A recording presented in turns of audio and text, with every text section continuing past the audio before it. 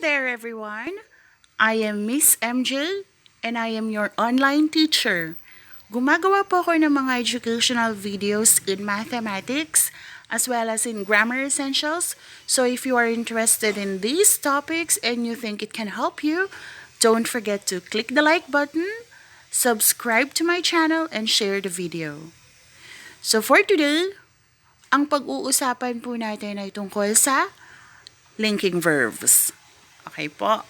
Ano nga ba ang linking verbs? Actually, in my previous videos, na-topic ko na kung ano yung mga common linking verbs natin. Is and are, was and were. Pero bukod po doon, marami pa pong linking verbs na karamihan sa atin ay hindi pa alam. Okay, so for today, we are going to answer the following questions. What is a linking verb? What does it do? And how do we find it? So, ano nga ba ang linking verbs? Anong ginagawa nito sa pangungusap? And how do we find it? Paano natin malalaman o matutukoy kung ano yung ginamit na linking verb sa isang pangungusap? We are also going to talk about how to distinguish o kung paano natin aalamin, paano natin pag-iibahin ang linking verb from a helping verb. So we are going to check the difference of a linking verb from a helping verb, as well as the difference of a linking verb from an action verb.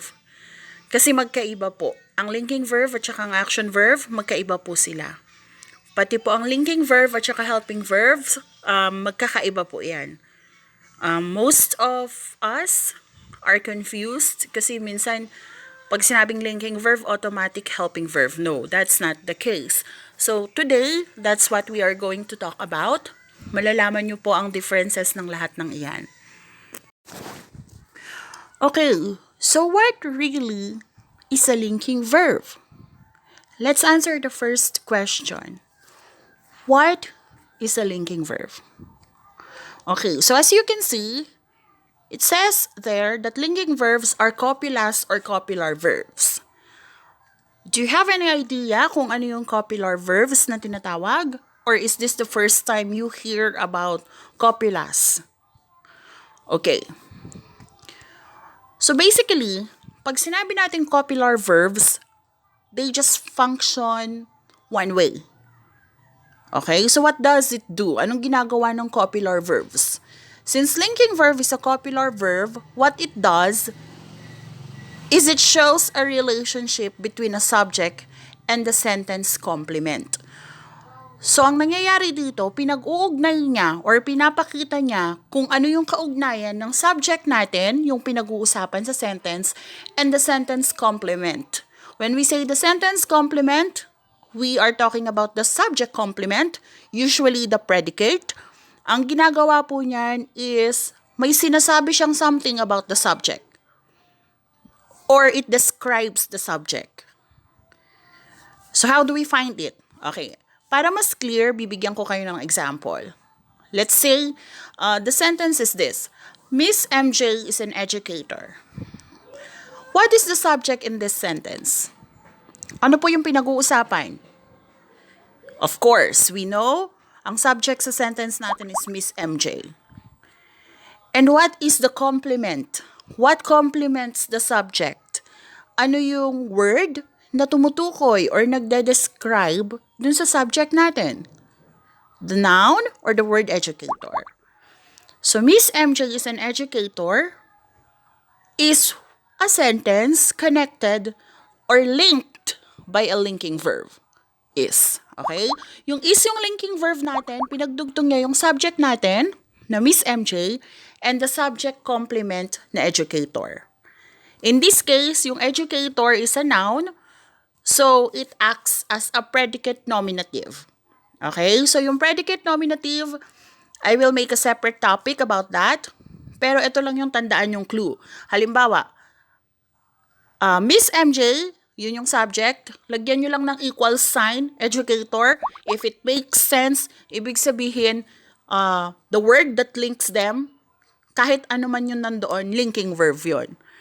Okay? Kasi hindi lang is and are, was and were ang linking verb. Some words, especially if they are sensory, halimbawa, they appeal to the senses. Halimbawa, yung look, find, smell, taste, they can also act as linking verbs. Alright? But you don't have to worry about that yet.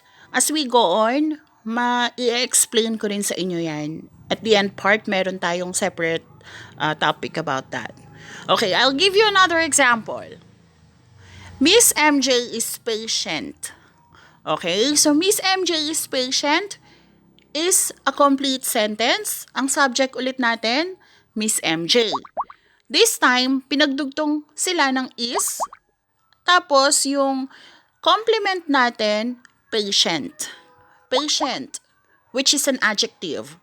Kasi dinedescribe niya yung katangian ni Miss MJ. Alright, so, kapag ka ganito, usually, we call this the predicate adjective kasi adjective yung predicate natin. But it is still the subject complement because it tells something about our subject, Miss MJ. Okay, so don't worry about the predicate noun, predicate nominative, predicate adjective yet. Kasi gagawan ko po yan ng separate video. Ngayon, I just want you to focus on the linking verbs. So, halimbawa dito, Miss MJ equals patient. It makes sense, right? So, yung equal sign, if we are going to replace that with a linking verb, magagamit natin yung linking verb na is. Miss MJ is patient. So, is a linking verb.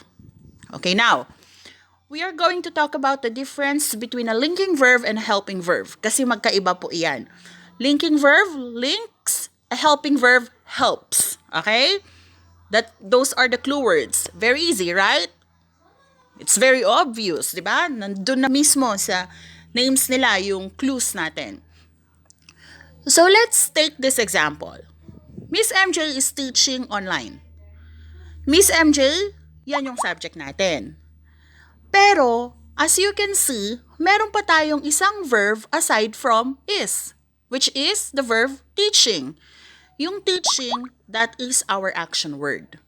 Why? Because it tells something about what the subject is doing. What is the subject Miss MJ doing? Miss MJ is teaching. So, kapag ganito yung format ng sentence natin, kapag yung sentence natin, merong action verb na ginagawa ng isang subject natin, then, action word yon. But there is the word is, the verb is. Ang ginagawa ng verb is natin dito is to just help the word teaching. So, is a linking verb acting as a helping verb for our main verb teaching. Sa Tagalog, yung is, tinutulungan niya yung teaching kasi pinagdudugtong niya yung subject, di ba? Another example. The students are learning a lot from her. The students is the subject. Yung are natin, linking verb, na pinagdudugtong niya yung subject natin, students, to a main verb. Isa ding verb, di ba? Which is learning. Kaya, yung students natin, tsaka learning, ang nangyari, hinelp sila ng linking verb na are. That's why yung are naging helping verb na. Okay? So, the students are learning a lot from her. Well, definitely a complete sentence. We have a main verb, but we also have a helping verb. What is the helping verb? The helping verb is are. The main verb is learning. Okay? Now, we are going to move on to the difference between a linking verb and an action verb. This is a little bit tricky, pero if you are going to focus and listen, sigurado ako madali lang to. Madali lang talaga to. Paano natin ipapakita yung pagkakaiba ng linking verb sa action verb? Okay? So first of all, I would like to introduce to you the common linking verbs that can be both linking and action based on usage. So meron tayong look, smell, stay, taste, feel, turn, find, fall. Okay? Okay, let's see the examples muna. The food tastes delicious. Yung word dito na taste, Paano mo malalaman kung action word ba to or linking verb? Well, it's very easy. Try to remove the word taste and replace it with is. If it makes sense, it's a linking verb. Yung pangalawa, let me taste the food. If you try to remove, kung tatanggalin mo yung word na taste, palitan mo siya ng is or are, let me is the food, let me are the food, does it make sense? No. Okay, so, let's break it down. Yung una, the food tastes delicious. Di ba? Replace natin yung taste ng is. The food is delicious. It makes sense, di ba? The food is delicious. Okay, let's try this. The food, tapos yung equal sign na tinuro ko, equals delicious. Does it make sense? Yes. The sentence definitely makes sense. Ibig sabihin, linking verb yung is. Ito yung pangalawa. Let me taste the food. Remove natin yung taste. Palitan natin. Let me are the food. Does it make sense? No, right?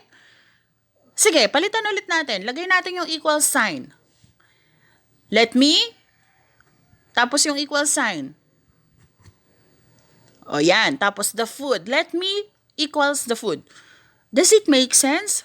No, it doesn't make sense at all. Ibig sabihin, yung taste dito, hindi siya linking verb. Kasi hindi siya pwedeng palitan ng is, are. Okay, so ito yung mga format na gusto kong tandaan nyo. Kapag ka-subject plus linking verb plus subject complement, halimbawa, Amber is hardworking, yung is ay ginamit bilang linking verb because it links or it connects the subject, Amber, and the subject complement, hardworking. Alright? Kapag ka-subject naman, plus helping verb, plus action verb, plus meron tayong object of the verb, ginamit naman natin yung is dito bilang helping verb. Kasi Miko is fixing the fence, Miko as the subject, fixing is the action verb, helping verb natin yung is, which connects Miko and the verb fixing, and then yung fence is the object of the verb. What is Miko fixing? The fence, di ba? So, yun yung object of the verb. Kapag ka ganitong format naman, I want you to take note na yung is ginamit bilang helping verb. Alright? Alright, so here are a list of other forms of linking verbs. We have the forms of to be, am, is, are, was, were, is being, am being, are being, was being, were being. There are also other forms. We have the forms of to become, becomes, became, has become, had become, have become, will have become.